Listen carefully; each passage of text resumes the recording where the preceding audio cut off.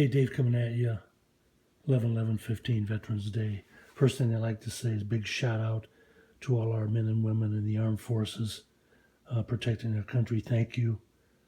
Second thing is for all those men and women who've fallen in battle protecting our country. Thank you very much. Our hearts and prayers are with you. And I'd like to dedicate this day to a special veteran. That's my dad. Um, Affectionately known as Charles J., nicknamed Buck. He was a sergeant in the 5th Army, 35th Infantry, Texas Division, and he was kind of his memoirs book. He went through basic training in St. Augustine, Florida, went through riflery training himself, and I think at least 3 or 4 other GIs proved themselves exceptional in shooting. They transferred him over to Texas, where I can't remember exactly where it was, but he was an expert marksman in the World War II.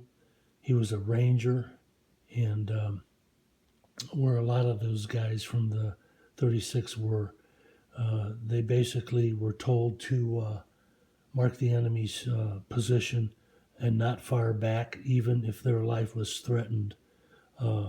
It was funny.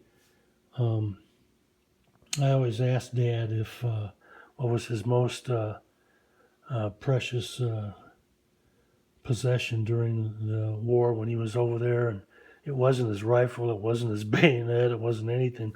It was this periscope, or not periscope, but this telescope that he used to mark the position. And I can't tell you how old this thing is, but if you can see, I don't know if you can see that or not, he actually had, there it is right there. He had the eye relief marked on this thing, and he said that kept his life alive more than anything else did. He also was captured. Okay, he was in the North African campaign. He moved from North Africa to Sicily. He went from Sicily to Italy. They were moving up, captured Monte Cassino, I believe, and Rapido River. He was captured with another additional infantry from the 36th. He spent time in a POW camp. I believe it was like 14 months. He went in there. He was 6'3". I believe it was 170 pounds. He came out of there about 88 pounds. They just gave him enough there to stay alive. My mom gave me his flag when she passed away, and I have that sitting above the fireplace. Just a little picture.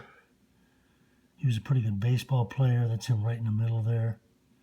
He was a pitcher, and I have a lot of memories of my father, but the two that I remember the most, which would apply to the crowd that at least watches, looks at most of my videos, is he was an unbelievable marksman. He had a Winchester 35. It was a 410 single shot. He hunted rabbits, pheasant, quail, and that was it. And I hated to go hunting with him because, with the exception of a rabbit, he would raise his rifle to his shoulder and aim it. If it was a quail or a pheasant, as soon as that bird went up and cleared whatever cover was there, he brought it down. I never was able to get a shot, either or any of my cousins or any of my uncles or anybody that ever hunted with him. And the second thing I always remember about him was for Christmas, my mom was the youngest in the family, and everybody had came over after dinner at our house for Christmas, and um, we had. She would always make a whole bunch of stuff. She would make, uh, meatballs, uh, cheese, all kind of hot horty doors, just everything, just anything you could believe. And my dad, one Christmas, was working. He was working 4 to 12. They let him off early, and he came home probably about 11 o'clock.